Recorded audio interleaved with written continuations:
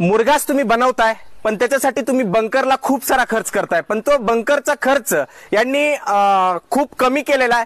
तो बघूया या बंकरचा जुगाड मित्रांनो कशा प्रकारचा आहे। ही जी बंकर तुम्ही बघताय ह्याची अशी आडवी जी रुंदी आहे ती 13 फूट आहे आणि लांबी जी बघताय का ना तुम्ही, लांबी तुम्हाला सांगतो 40 फूट लांबी आहे। तुम्ही तुमच्या हिशोबाने 50 फूट करा, काय तुम्हाला करायची ती करा।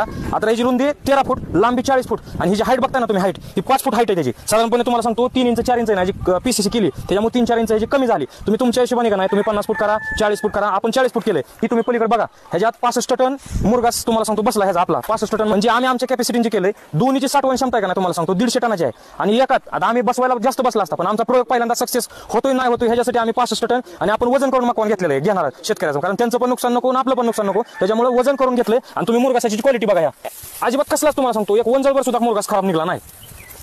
ही जी 60 क्षमते 150 टन जी 60 क्षमतेचं जे आम्ही बनवले ह्याला फक्त खर्च आहे का नाही तुम्हाला सांगतो 1,60,000 रुपये खर्च आलाय। आणि हीच तुम्ही आरसीसीत करायला गेला तर आरसीसीचं 3,75,000 रुपयाचं बजेट होतं आमचं। आणि आता जे आम्ही दोन्हीचं जे केलंय ही कागद तुम्ही बघताय 500 मायक्रॉन तळ्याचा कागद वापरला आम्ही याला, तर या दोन्हीचा कागदा सक्टाचा खर्च टोटल पीसीसी लेबरची मजुरी 1,60,000 रुपये झाले तुम्हाला सांगतो। जर तुम्हाला लोक शेतकऱ्यांना काय शंका माहिती आहे का की ज्यावेळेस आपण ही बंकर भरताना ट्रॅक्टर मोठा घालतो आपण, तर मोठा ट्रॅक्टर घालताना ही पडदी फाकल का काय होईल का, तुम्ही बघा कडेपर्यंत बघायला एक सुद्धा मध्ये सपोर्ट नाही, 1 इंच सुद्धा पडदी कुठे हल्लेलं नाही। ह्या दोन्हीच बाजूला फक्त सपोर्ट मारले ते का तर आपल्याला अडचण वाटत होती, म्हणून मधल्या पडदीला तर सपोर्ट कसलाही नाही।